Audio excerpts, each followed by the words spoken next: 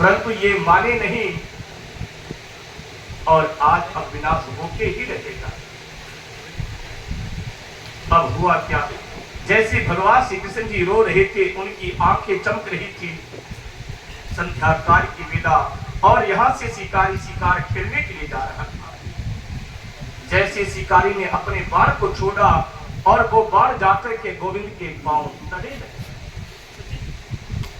जैसे शिकारी दौड़ता हुआ गया, वो बहेलिया देखा, अरे ये कोई हिरण नहीं, ये तो भगवान श्री कृष्ण जी है।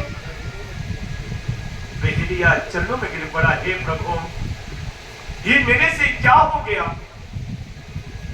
मैंने सोचा था प्रभु कोई हिरण है, परंतु वो तो आप, मैंने आपके पांव तले बाण छोड़ दिया, क्योंकि एक जगह पे दूसरी जगह रखी। भगवान कहते, बहेलिए आप शांत हो जाओ, रोना बंद कीजिए, ये मेरे ऊपर तुम्हारा कर्ज था, आज मैं उससे मुक्त हो चुका हूं। सुखदेव कहते, बेटा परीक्षित, भगवान अपने पास किसी के कर्ज को नहीं रखते। बड़े ध्यान से सुनते रहना। हम दान करते हैं, भगवान उसको कई गुना करके लौटा देते हैं। हम सेवा करते हैं, भगवान उसको कई गुना करके लौटा देते हैं।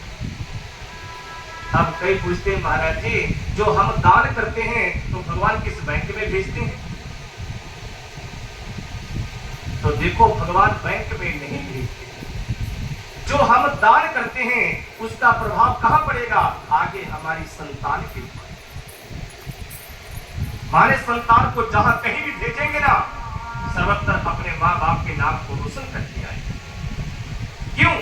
घर में जो कमाई थी ना, वो पुण्य की थी। माने भगवान ने कई गुना करके लौटा दिया। माने हमें चारों तरफ से प्रसन्नता संतान की वजह से मिल रही है। अब बच्चों को पढ़ने के लिए भेजा तो वहां पे भी सफल होकर के आए। माने ये दान की। और यदि बाप का धन कब का धन होगा,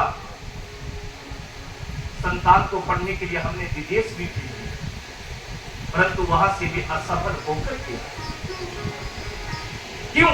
घर में छल कब का धन था। और वैसे भी नीति का वाक्य है, किसी के घर में जाकर के यदि ये देखना हो कि इनके पास मेहनत की कमाई थी या बाप का धन था, तो कैसे पता लगा? कैसे पता लगा? बस उनके आगे संतान को देखो। यदि संतान यशस्वी तेजस्वी मनस्वी होगी तो समझना माँ बाप के पास जो धन आया था ना, वो ईमानदारी का था, मेहनत का था। और यदि आगे संतान पथ भ्रष्ट हो गई हो, समझना जो घर में धन आया था ना, उसमें कहीं ना कहीं छलकप्त हुआ था। आज सुखदेव जी कहते, बेटा परीक्षित, भगवान अपने पास किसी के कर्ज को नहीं रखते।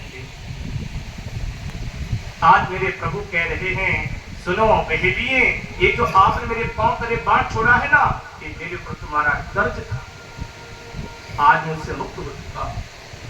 परीक्षित कहते, गुरुदेव वो भगवान के पास कौन सा कर्ज था जो उन्होंने अपने पांव तले बाण लगवा दिया? तो सुखदेव कहते हैं, बेटा परीक्षित, जब प्रभु राम ने छुपकर के बाली को बाण मारा था, तो बाली ने कहा था, राम ये आपने क्या कर दिया? क्या आप मेरे भैया सुग्रीव की सहायता चाहते थे सीता मैया को लाने के लिए? यदि आपने मुझे कहा होता, मैं अकेला जाता, पापी रावण का अंत करता और जानकी मैया को लेकर के आ जाता। तो राम ने कहा, मुझे क्षमा कर देना। तो प्रभु राम ने देखा कि मेरे ऊपर ये कर्ज हो गया, तो उस कर्ज को चुकाने के लिए मेरे राम स्वयं कृष्ण बने और उस बाली को बहेलिया कर दिया और अपने पांव तले बांध दिया। बोलिए भक्त वत्सल भगवान